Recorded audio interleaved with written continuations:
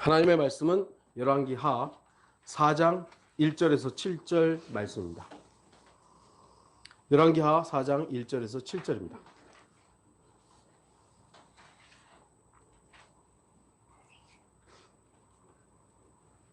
제가 이 말씀을 읽도록 하겠습니다. 그때 선지자들의 아들들의 아내들 중 어떤 여인이 엘리사에게 부르짖어 말하기를, 당신의 종 나의 남편이 죽었나이다. 당신은 당신의 종이 주를 두려워하였음을 아시나이다. 그런데 채권자가 와서 내 두 아들을 취하여 그의 종으로 삼고자 하나이다 하자, 엘리사가 그녀에게 말하기를, 내가 너를 위하여 어떻게 하랴? 내가 집에 무엇을 가지고 있는지 내게 말하라 하니, 그녀가 말하기를, 당신의 여종이 집에 기름 한 병 외에는 아무것도 가진 것이 없나이다 라고 하더라. 그러자 엘리사가 말하기를, 가서 내 모든 이웃에게서 그릇들을 빌려오라. 빈 그릇을 빌리되 조금 빌리지 말라. 그리고 안으로 들어가서 너와 내 아들들은 문을 닫은 후 그 모든 그릇들에 부어 가득 찬 것은 옆으로 놓으라 하자, 그녀가 엘리사로부터 가서 그녀와 그녀의 아들들이 문을 닫은 후 그 아들들이 그녀에게 그릇들을 가져오니 그녀가 붙더라. 그 그릇들이 다 찬지라. 그녀가 아들에게 말하기를, 그릇을 내게 더 가져오라 하자, 아들이 말하기를, 그릇이 더 없나이다 하니 기름이 그쳤더라. 그리고 나서 그 여인이 하나님의 사람에게 와서 고하니, 그가 말하기를, 가서 기름을 팔아 내 빚을 갚고 남은 것으로는 너와 내 자식들이 생활하라 하더라. 오늘의 말씀의 제목은 그릇을 채우라. 그릇을 채우라. 오늘 본문은 이제 엘리사 선지자의 이야기입니다. 엘리사 선지자는 엘리야 선지자의 제자였죠. 스승은 이제 엘리야가 휴거되고 나서 엘리사 선지자는 하나님의 선지자로서의 사명을 신실하게 감당하고 있었습니다.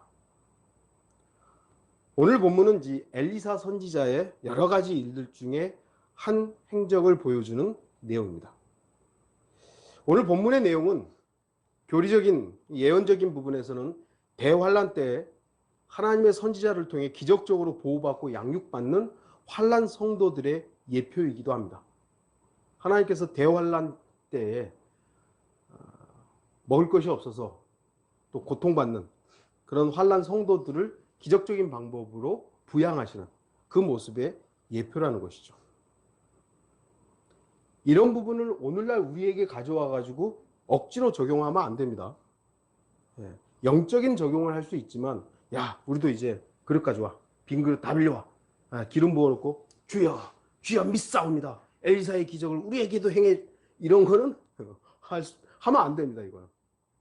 시대가 다르고 대상이 다릅니다. 엘리사 선지자는 하나님의 선지자로서 지금 과부와 그 아이들을 돌보고 있습니다. 출애굽기 22장 24절에 너희는 어떤 과부나 아비 없는 아이를 괴롭히지 말지니라. 시편 146편 9절에 주께서는 타국인들을 보호하시며 아비 없는 자와 과부를 구제하시나 악인의 길은 뒤엎으시는도다. 과부, 고아를 돌보는 건 성경적입니다. 그러나 엘리사는 아무 과부나 막 도와줬던 것이 아닙니다.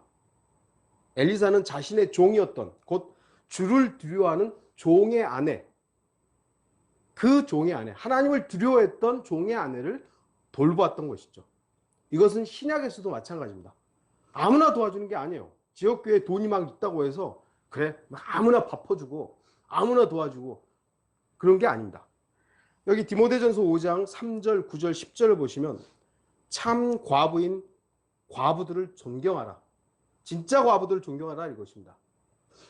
과부로 명부에 올릴 수 있는 자는 60세 이하여서는 안 되며 한 남자의 아내였던 여인으로서 선한 행실에 대한 좋은 평판이 있어야 하리니, 곧 자녀를 양육하였거나 나그네들을 유숙하게 해주었거나 성도들의 발을 씻겼거나 고난에 처한 사람들을 구제하였거나 모든 선한 일을 열심히 쫓아 행한 사람이어야 되리라.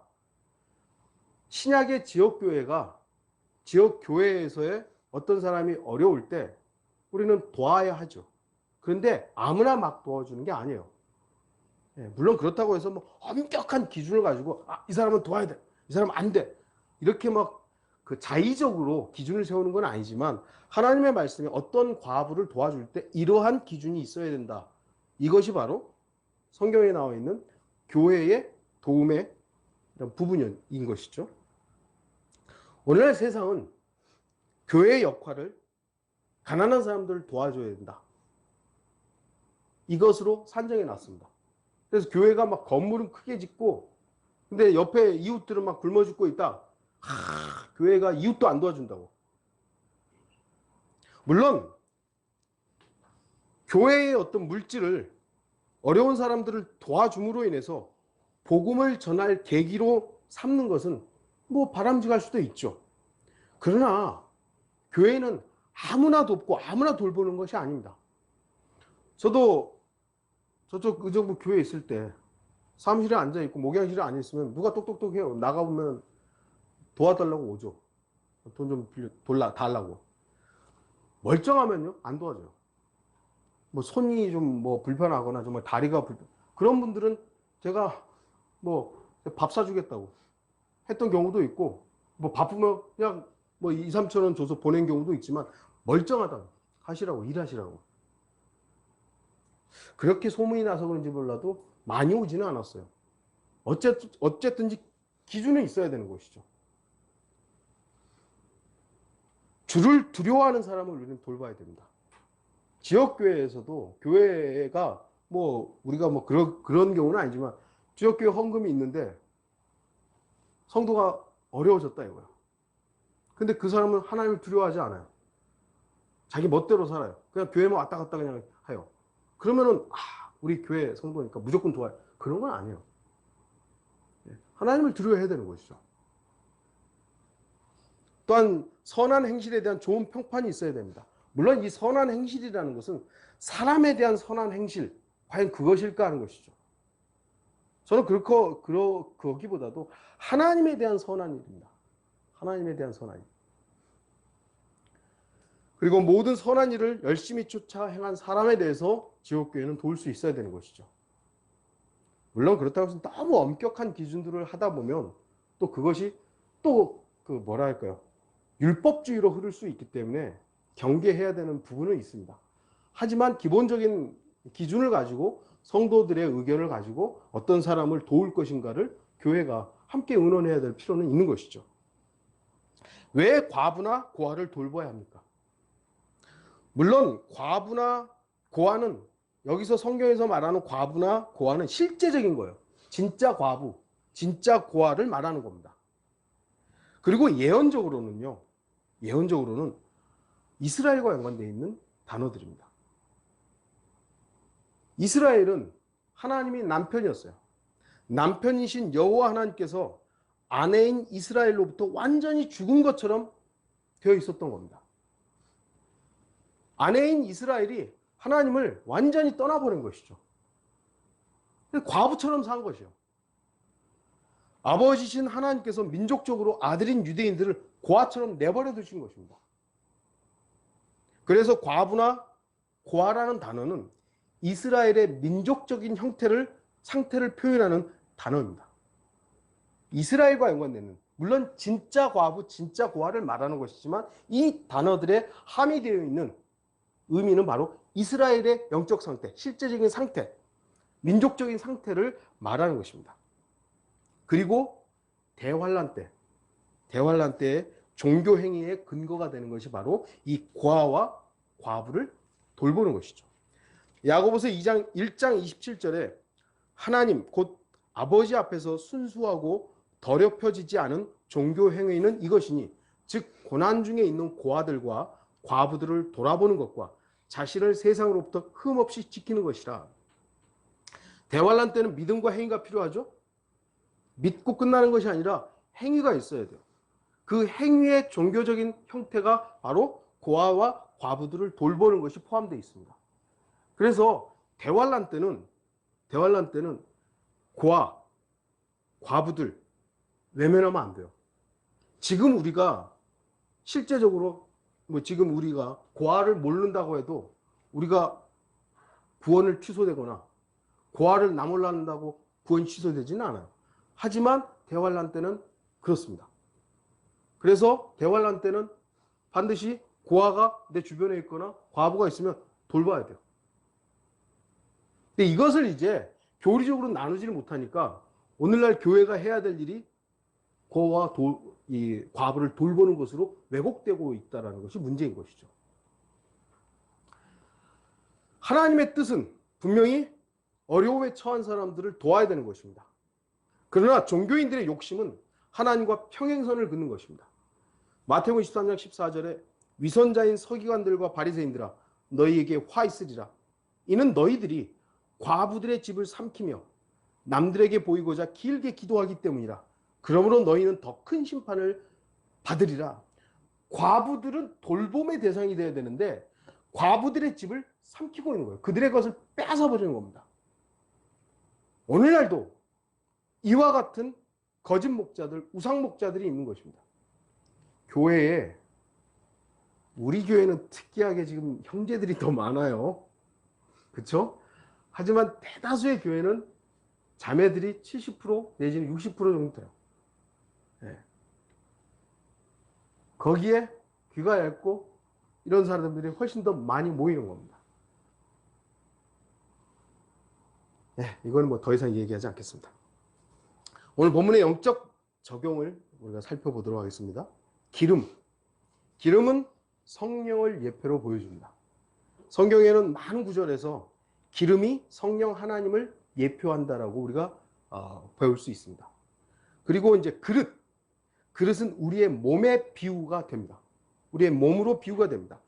사도행전 9장 15절에 그러나 주께서 그에게 말씀하시기를 가라. 이는 그가 이방인들과 왕들과 또 이스라엘 자손들 앞에서 내 이름을 증거하기 위하여 내가 선택한 그릇이라. 하나님께서 사용하시기 위해서 마련한 그릇인데 이 그릇이 뭐겠어요? 몸이에요.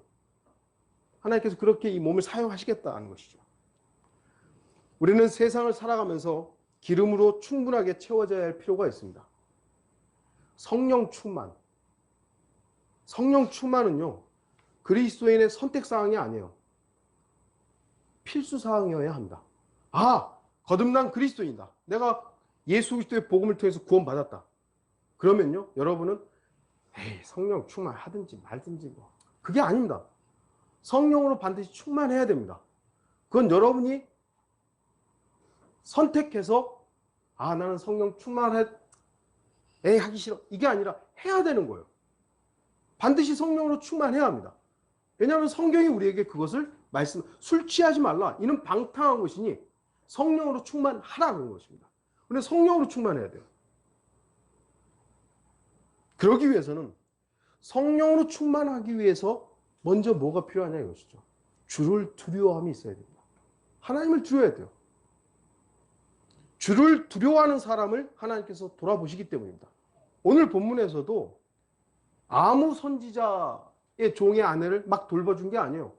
그 선지자는 하나님을 두려워했던 선지자의 종이었던 것입니다. 그래서 그 아내, 과부를 이 엘리사는 도우려고 했던 것이죠. 주를 두려워하는 것이 뭡니까? 지혜의 시작이고 지식의 시작입니다. 주를 두려워하는 것이 지혜예요. 하나님을 두려워하지 않기 때문에 오늘날 수많은 이상한 것들이 나오는 거죠. 과학자들 보세요. 과학자들. 도대체 저는 이제 그 과학 뭐라 그러지? 인터넷에 나와 있는 과학 코너가 있어요. 그걸 일부러 자주 봐요. 도대체 과학자들이 뭐라고 하나? 클릭을 하면 확인이 됐대요. 와, 그래. 뭘 확인했지? 딱 하면 확인이 된 건 무슨 확인이 돼? 지들이 그냥 뭐라 그러죠? 뭐 산수를 하든지 뭐 해가지고 이럴 것이다라는 거지. 저 우주 너머에 있는 걸 아무리 만원경으로 해가지고 찍었다고 돼. 그걸 확인이라는 건 뭐예요? 가서 봐야 될 거 아니에요. 안 그래요? 눈앞에서 펼쳐지는 게 확인이에요. 이럴 것이다라는 건 확인이 아니에요. 추측이지. 과학자들의 그 믿음은요, 저보다 더 뛰어납니다. 주를 두려워하지 않아요. 그러니까 하나님께서 그들에게 지혜를 주시지 않고요, 하나님의 말씀에 대한 지식이 없는 것입니다. 명철한 사람은요, 악에서 떠나는 겁니다. 악에서 떠나. 이게 선이 아니라 하나님의 일이 아니라 악이다. 이건 분명히 마귀의 일이다. 떠나야 되는 겁니다. 욥기 28장 28절에 또 사람에게 말씀하시기를 보라 주를 두려워함이 곧 지혜요 악에서 떠나는 것이 명철이니라. 명철이니라. 하나님의 말씀이 아닌 곳에서 있으면 안 됩니다. 하나님의 일이 아닌 곳에 있으면 안 되는 것이죠. 저는 한때 주를 두려워한다고 생각만 하고 있었던 것이죠. 아, 난 하나님을 두려워해. 하나님을 두려워해. 근데 실제로는 사람을 두려워하고 있었죠.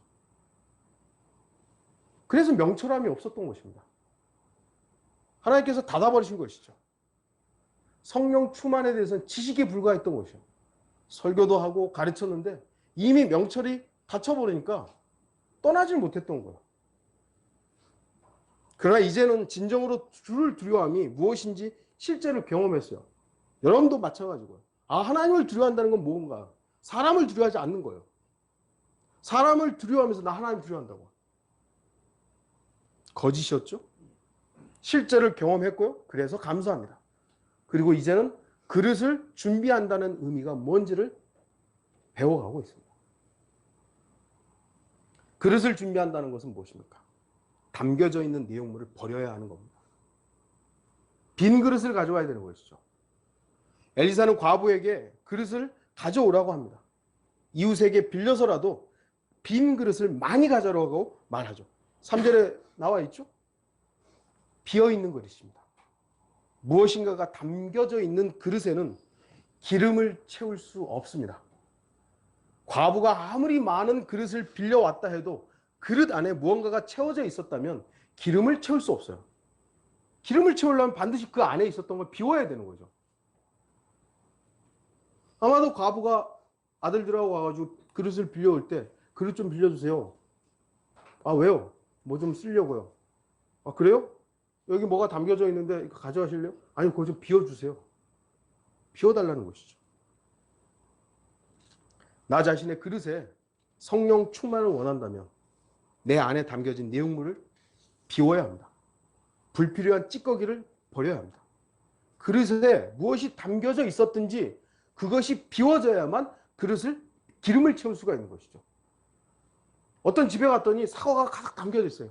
이야, 참 맛있겠다. 가져왔어요.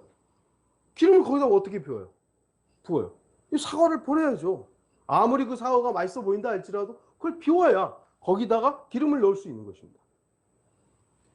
우리 죄인은 이미 오래전부터 죄와 허물을 가득 담고 있었습니다. 우리는 태어나면서부터 죄와 허물 가운데 있었던 사람들이에요. 우리 안에 있었던 건 쓰레기밖에 없어요. 배설물밖에 없었던 겁니다. 그리스도인의 찌꺼기, 옛사람과 관련되어 있죠.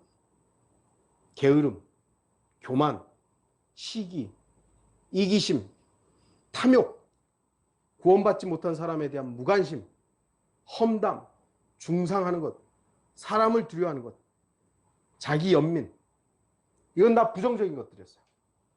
아, 그래, 이건 버려야지. 나의 옳음, 나의 선함, 나의 최선, 아, 이거는 안 버려도 되는 걸로 생각했던 거예요. 내가 옳다고 생각했던 그것도 버려야 되는 것이죠. 왜냐하면 그건 나의 옳음이지 하나님의 옳음이 아니기 때문입니다. 말과 행동의 불일치, 이런 것들이 우리한테 가득 차 있었던 것입니다. 이런 것들이 나를 가득 채우고 있다면 기름을 채울 수 없습니다. 성령 충만할 수 없습니다. 결국은 나를 사랑했던 나에 대한 그 사랑을 버려야 하나님을 사랑할 수 있습니다. 대부분의 사람들이 십자가를 얘기해요. 저 어젠가요? 간단하게 글을 쓰면서 목사도 십자가를 설교할 수 있습니다. 설명도 할 수 있어요. 그리고 강단에서 성도들한테 십자가의 삶을 살라고 설교할 수 있어요. 그런데 그 십자가가 정말로 그 십자가에 매달려 있는 것은요, 그 목사에게 실제여야 하는 겁니다. 저도 그 의미를 생각하면서 나는 과연 십자가에 매달려 있는 것인가? 과연 나는 설교만 그렇게 하고 있는 것인가? 실제가 나의 삶인가? 계속 점검하게 돼요. 나를 비우지 않고 나를 사랑하는 것을 비우지 않으면서 하나님을 사랑한다고. 왜 우리가 하나님의 뜻을 모르죠? 기도합니다. 하나님 주의 뜻을 좀 알게 해달라고. 하나님의 뜻을 좀 알게 해달라고. 왜 우리가 하나님의 뜻을 모르냐면요. 내 뜻이 있기 때문입니다. 내 뜻이 가득하기 때문에 하나님의 뜻을 몰라요. 그러면서 나는 이렇게 해야지, 이렇게 해야지, 이렇게 해야지 하면서 하나님 알려주세요. 내가 어떻게 해야 됩니까? 내게 가득하면서 하나님을 채우려고 하는 거예요. 그러니까 채워질 수가 없어요. 성령님 부어지는데 다 흘러 넘쳐버리는 것이죠. 나를 비워야죠. 내 안에 있는 찌꺼기들을 그것이 부정적이었든 내가 생각할 때 옳은 것이든 그걸 다 채워버려야 돼요. 그래야 성령께서 내 안에 채워지는 것이죠. 어렵게 생각하는 것이 아니라요. 십자가만이 정답입니다. 십자가. 우리의 주님께서는 하나님의 형체셨습니다. 하지만 자신을 비워 종의 형체로 오셨습니다. 주장할 수 있었고 그것이 당연한 하나님이신 예수 그리스도의 권리였어요. 근데 그걸 비웠어요. 자기를 비운 거예요. 하나님 자신을 비워버린 거예요. 그리고 종의 형체로 와서 그 안에 뭘 담았죠? 나라는 죄인을 담아버리신 것이에요. 죄덩어리가 된 겁니다. 그래서 그분은 십자가를 지심으로써 자신을 비움으로 완성하신 것이에요. 우리를 구원한 그 구원을 완성해버리신 것이에요. 우리가 나를 주장하면서 나를 사랑하는 것을 주장하면서 성령 충만해야 된다고. 성령 충만. 그건 말장난이에요. 저 역시도 계속해서 점검해야 될 것이 성령 충만하게 원한다고. 정말 주님 나를 충만하게 해주십시오. 하는데 여전히 내가 나를 그래 내 옳음 그래 이렇게 해야지 저렇게 해야지. 주의해야 되는 것입니다. 우리는 나의 땀과 노력과 열정으로 나를 비울 수 있다고 생각하면 안 됩니다. 그래 결심했어. 이제부터는 내가 죄 안 지어야지. 그래 이제부터는 내가 누구를 미워하지 않아야지. 내가 교만이 내 안에 있어. 이거 다 비워야지. 그래 이제부터는 겸손해야지. 그렇게 결심한다고 되는 것입니까? 땀을 흘리고 열정을 쏟는 만큼 우리는 우리 자신의 육신을 더 사용하는 거예요. 더 사랑하는 거예요. 그렇기 때문에 내 안에 있는 것을 비우려면 주님께서 먼저 가셨던 십자가를 향해 발걸음을 옮겨야 됩니다. 벳세메스를 향해 전나는 암소가 울면서 갔던 것처럼 우리는 애통하는 마음으로 십자가를 향해 나아가야 합니다. 왜 애통하는 마음, 왜 울면서 가야 되느냐? 내가 불쌍해서가 아니에요. 아이고 내가 이렇게 어린 나이에 주님을 섬기다가 내가 뭐 누려보지도 못하고 즐기지 못하고 아이고 이게 아니라는 거예요.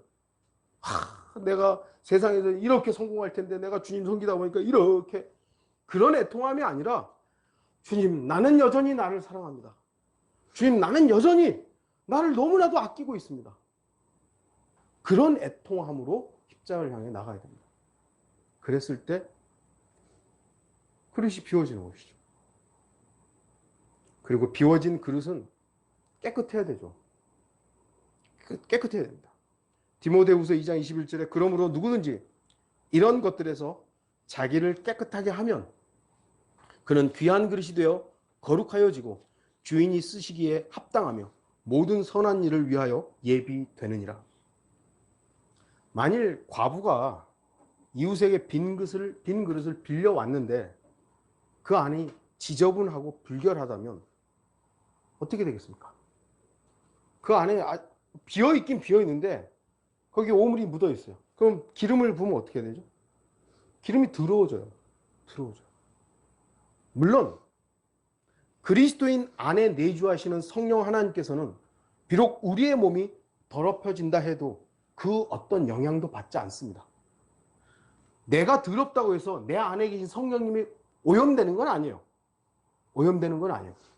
그러나 나의 몸을 더럽힘으로 인해서 성령님의 역사가 제한되죠. 그래서 고린도전서에는 우리의 육신을 더럽히지 말라고 했어요.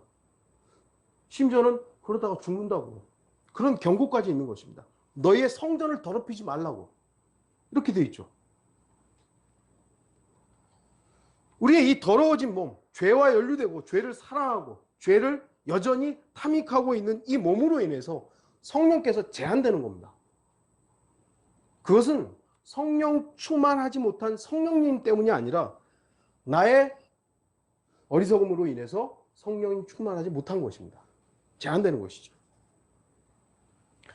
과부는 이웃들의 빈 그릇을 빌려와서 기름을 부을 때 그 그릇들을 깨끗하게 했을 것입니다. 그래야 기름이 상하거나 변질되지 않기 때문입니다. 물론 그렇다고 해서 그래 이제 성령 충만하려면 나를 비웠으니까 나를 깨끗하게 해야지. 그래 나도 이제 죄를 하나도 짓지 말고 이제는 더러운 말도 농담도 하지 말아야지. 그래 내가 할 수 있지. 여기서 우리의 방법이 사용되면 안 되는 겁니다. 내 방법.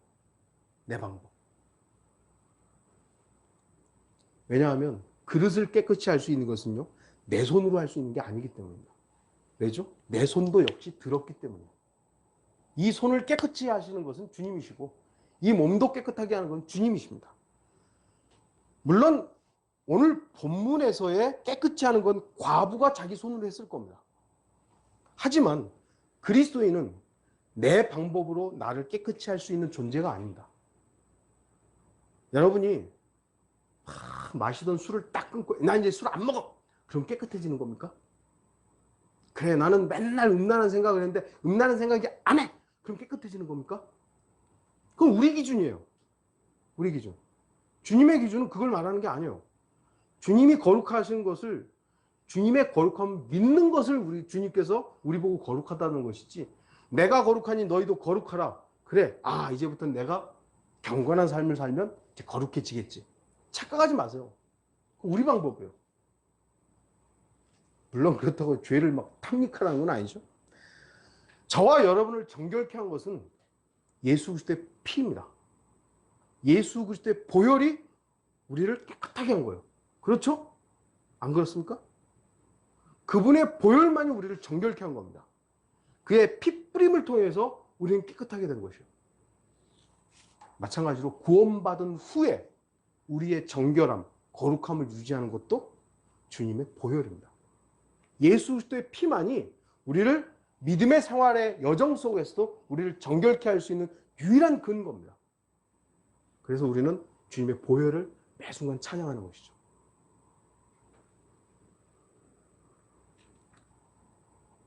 그릇을 깨끗하게 하는 방법은요, 말씀의 물로 씻는 것밖에 없습니다. 말씀의 물로 씻는 거예요. 성경의 저자이신 성령님께서는 자신의 말씀으로 씻긴 그릇을 사용하시는 겁니다. 내 방법으로 나를 정결케 하고 그래 나는 이제부터 이렇게 살아야지. 그래 주님 이제 저를 쓰세요. 나 깨끗해졌으니까 쓰세요. 그러면 하나님 그래 어이구 너 깨끗해졌구나. 내가 쓸게. 이런 게 아니라는 거예요. 하나님의 말씀에 물로 씻은 그 그릇만 하나님께서 자신의 그릇으로 사용하는 겁니다. 그리스도인이 자신의 그릇인 육신을 깨끗이 하려면 반드시 하나님의 말씀을 지속적으로 읽고 자신에게 적용시키고 하나님의 말씀과 기도에 게으르지 말아야 됩니다. 게으르지 말아야 됩니다. 그러면서 우리는 나라는 그릇이 얼마나 연약한지를 기억해야 합니다. 베드로전서 3장 7절에 이와 같이 너희 남편들아 아내들을 더 연약한 그릇으로서 더 연약한 그릇이라 이것이죠. 물론 베드로전서 3장의 본문은 여자가 남자보다 연약하다는 것을 분명히 말씀하고 있습니다. 여러 면에서 연약하죠. 물론 요즘 뭐 페미니즘 이런 때는 지금 여자가 강해지고 뭐 남녀 평등 이렇게 얘기하고 있지만 실제로 여자들은 남자보다 약해요. 소방관에 여자들이 이제 지원을 해가지고 소방관에 임용이 돼서 일을 한단 말이에요. 근데 현장에 여자들이 투입이 됐다가 아이고 못하겠다고 빠지는 거지. 행정 쪽으로 나오는 거예요. 왜요? 현장에서 불 꺼야 되고 사람 구해야 되는데 여자들이 물론 진짜 용감한 여자들이 있는지 모르겠습니다만 대다수 여자들이 접근하다가 안 되는 거예요. 그 남자들을 할 수밖에 없는 거죠. 그게 실제란 말이에요. 다른 일도 마찬가지죠. 오히려 사관학교 보면 수석으로 나온 건 다 여자들이 요즘에 해군사 뭐 공군사관학교 육사 뭐 이런 다 수석으로 나온 건 다 여자들이에요. 실제 전쟁에서 어떻게 할 것이냐 이게. 연약해요. 그리고 이것을 여자에만 적용시킬 것이 아니라 신부인 우리 그리스도인들에게 적용한다면 예수 그리스도에 비해서 온전하신 그분에 의해서 우리 교회는 연약해요. 너무 연약해요. 그리고 나 자신도 역시 연약하다는 걸 기억해야 됩니다. 주님께서는 나라는 그릇을 사용하시기 위해서 여러 가지를 주시죠. 지혜를 주시고 명철을 주시고 지식을 주시고 능력도 주십니다. 그것은 그릇에 담겼을 뿐이지 그릇 자체가 지혜롭고 명철이 넘치고 지식이 풍부하고 그릇이 충만한 것이 아닙니다. 그릇 중에 제일 강한 그릇이 뭐죠? 그러니까 뭐 이제 잘 구워진 것인데 본 차이나라고 그러잖아요. 본 차이나. 그래서 그게 아주 뭐 이쁘기도 하고 또 강하기도 하고 그렇죠. 왜 본 차이나인 줄 아세요? 그러니까 뼈가 들어갔기 때문입니다. 뼈를 거기다 갈아서 넣은 거예요. 그냥 회반죽만 한 게 아니라. 네, 그래서 본 차이나예요. 형태를 이제 차이나식으로 했다 이거죠. 그릇이 대단해진 게 아닙니다. 그 그릇에다 뭘 담았느냐죠. 나라는 그릇이 갑자기 사기 그릇 뭐 주막에서 쓰던 그런 이상한 그릇이었는데 갑자기 뭐 저기 왕궁에서 쓰는 그런 휘황찬란한 그릇으로 바뀐 게 아니에요. 저와 여러분들은 여전히 그 모습 그대로예요. 그런데 그곳에다가 하나님께서 능력을 주시는 거예요. 힘을 주시는 거예요. 지혜를 주시는 거예요. 대다수의 그리스도인들이 이 사실을 착각하기 때문에 자기가 뭔가 된 것처럼 생각하는 거예요. 야, 나 이제 갑자기 하나님께서 나를 부르셔서 목사가 됐다 이거예요. 예를 들어서 목사가 됐다. 그러면 그 목사를 시키신 하나님이 위대하신 것이지 자기가 위대해진 게 아니에요. 그냥 착각하는 거예요. 자기가 뭐나 된 것처럼 하나님의 종이라고. 하나님 종 잘 섬기라고. 어떤 그리스도인도 다 연약합니다.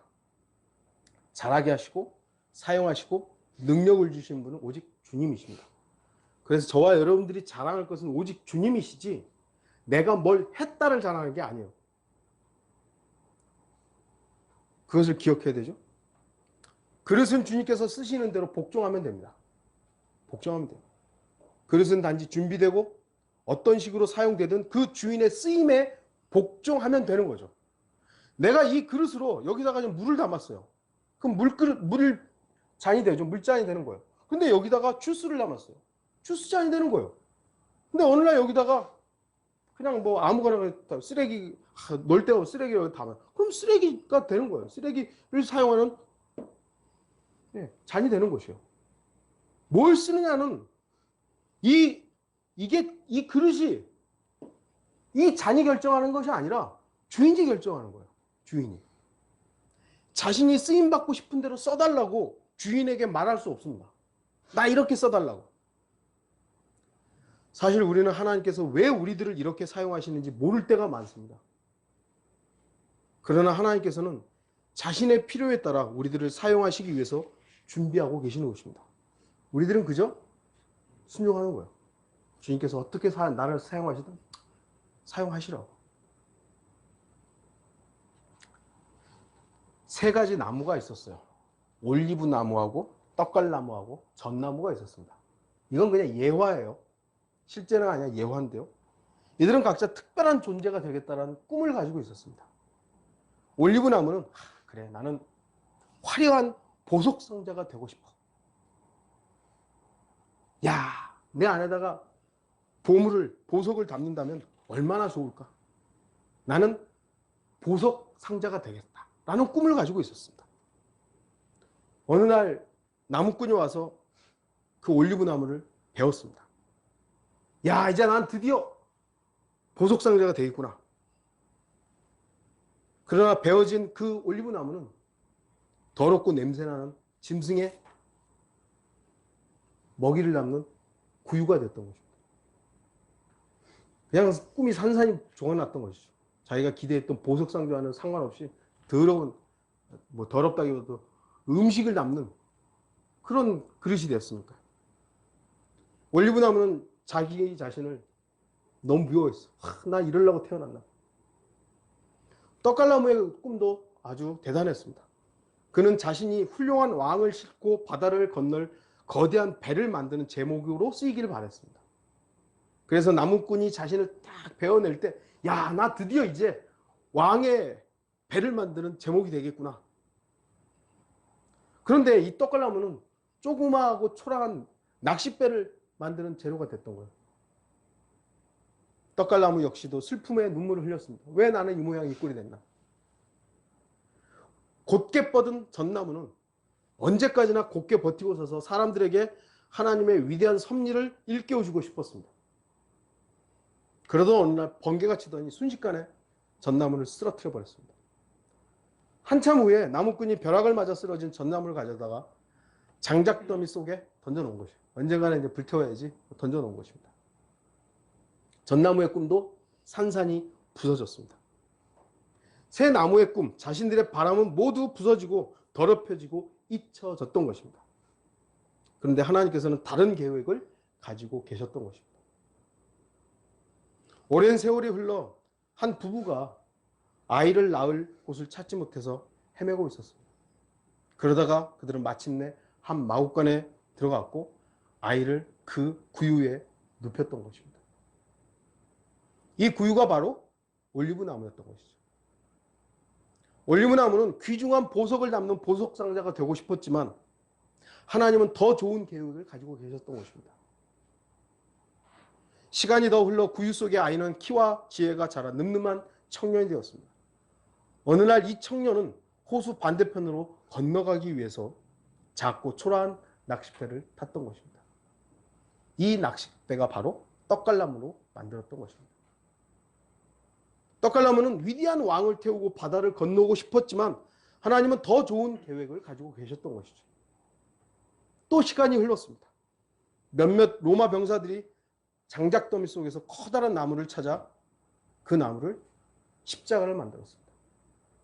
바로 그 벼락 맞은 전나무였습니다.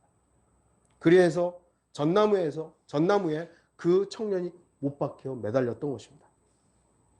전나무는 하나님의 섭리를 전하고 싶었지만 하나님께서는 더 좋은 계획을 갖고 계셨던 것입니다. 물론 제가 지금 예수님이 매달렸던 그 십자가 전나무라는 걸 말하는 게 아닙니다. 이건 예화니까요. 실제 있었던 얘기는 아니잖아요. 하지만 하나님의 섭리를 우화적으로 아주 잘 보여주는 그런 내용일 것입니다. 나의 계획과 하나님의 계획이 일치하느냐? 과연 일치할까요? 일치하지 않은 경우들이 훨씬 많을 겁니다. 하나님의 계획과 판단은 비록 나의 생각과 나의 판단보다 나의 기준으로 보면 좋지 않은 듯이 보이는 것들이 너무나 많지만 하나님은 하나님 자신의 계획과 하나님의 목적을 위해서 더 좋은 계획을 가지고 계십니다. 그것이 더 오히려 온전한 것이고 내가 세웠던 계획이 오히려 엉망인 경우들이 훨씬 많습니다. 저는 미국에서의 경험이 주님의 계획과 섭리에 있었음을 고백할 수밖에 없습니다. 비록 저의 계획대로 되지 않았지만 그러한 경험을 통해서 더 많은 사람들이 속지 않게 하는 증인이 될 수 있기 때문입니다. 저의 계획과 여기 있었던 분들의 계획과 너무나도 다른 일들이 발생했어요. 그래서 우리는 여기 있어요. 그런데 가만히 따지고 보면 야, 이거 참 하나님의 섭리구나. 하나님의 놀라운 일이구나. 어떻게 그 자리에 그 형제가 있었고 어떻게 그 자리에 내가 있었던 거죠.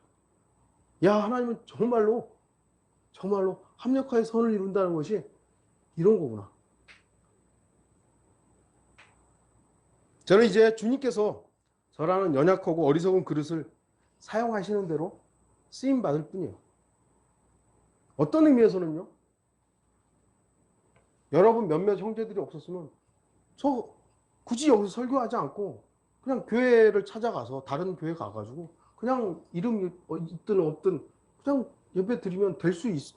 그렇게 해도 되는 사람이에요. 그런데 여기에 하나님의 말씀을 듣고자 하는 분들이 있고 유튜브를 통해서도 하나님의 말씀을 듣고자 하는 분들이 있기 때문에 제가 있는 거예요. 그것뿐만 아니라 그 어떤 사람에게 많은 사람들이 집중되어 있는데 더 이상 속지 말아야 됩니다. 더 이상 속지 말아야 됩니다. 그것을 위해서 제가 쓰임 받아야 된다면 저는 사용될 것입니다. 하나님께 저 자신을 맡길 것입니다. 하나님의 사용하심에 자신을 맡길 수 있는 성도들이 되기를 바랍니다. 나의 계획, 주님, 나는 이런 그릇으로 사용되어야만 합니다. No. 저같이 이렇게 아름다운 그릇은 이렇게 사용되어야 됩니다. No. 주님이 저와 여러분들 어떻게 사용하시든 주님 사용하십시오. 주님이 나를 쓰레기를 담다면 쓰레기를 담는 그릇이 되겠습니다. 쓰레기통도 있어야 될 거 아니에요. 안 그래요? 쓰레기통이 있어야 거기다가 담죠. 다 귀한 그릇으로만 싸면 쓰레기는 어디다 담는 거예요. 제가 그런 역할을 해야 된다면 좋다고. 저에게 다 담으시라고. 저의 쓰레기가 아니라 주님께서 불필요하다고 생각하시는 것들을 저에게 담는다면 저를 쓰임받도록 내어드려야 되는 것이죠. 결론을 맺겠습니다. 그리스도인은 기름으로 풍성해야 합니다. 성령으로 충만해야 합니다. 그리스도인이 성령 충만해야 하는 것은 해도 그만 안 해도 그만이 아닙니다. 아까도 말씀드렸듯이 성령으로 충만해야 합니다. 여러분들은 성령 충만을 위해서 기도하셔야 되고 주님 저를 충만케 하십시오. 저에게 충만해. 그래야 주님으로 인한 풍성한 삶을 삽니다. 여러분의 모든 보장이 주님이 되십니다. 성령 충만하지 않으면 여러분으로 사는 거예요. 구원받았다 할지라도 여전히 나로 사는 것입니다. 성령으로 충만하면 성령으로 사는 것입니다. 성령님께서 열매를 맺으시는 것입니다. 풍성하죠? 그러기 위해서 성령 충만한 삶을 위해서 그릇을 비우십시오. 여러분 안에 있는 내용물들을 비우시고 찌꺼기를 버리십시오. 아까 성경 공부 시간에도 말씀드렸지만 종은 머리가 없어야 된다고 생각하지 말라고. 목사가 생각하는 대로만 다 그거 아닙니다. 나에게 집중했던 생각을 멈추십시오. 나를 위해서 살고자 했던 그런 육신적인 생각을 버리라는 것이지 구분해야 되는 거예요. 하나님의 말씀이다 아니다. 이것이 하나님의 말씀이 진짜로 하나님의 말씀인가 생각하셔야 돼요. 이 목사가 지금 말하는 것이 정말 하나님의 말씀인가 생각하셔야 돼요. 여러분 안에 있는 내용물들을 비우시고 찌꺼기들을 버리십시오. 그리고 깨끗하게 씻으십시오. 말씀의 물로 자신의 그릇을 씻는다면 우리 안에 내주하시는 성령님께서는 충만함으로 여러분을 관장하실 것입니다. 또한 나 자신의 그릇이 대단해졌다고 생각하지 마십시오. 내가 이제 구원받았고 성령님 내 안에 충만하시니까 그래 내가 참 대단해졌구나. 그릇을 가득 채우신 하나님의 위대함이 드러나야 됩니다. 저와 여러분 저렇게 생긴 것도 이상하게 생기고 키도 짤딱만 하고 배운 것도 없는 저 사람을 하나님께서 설교하도록 하셨네. 참 하나님 위대하시구나.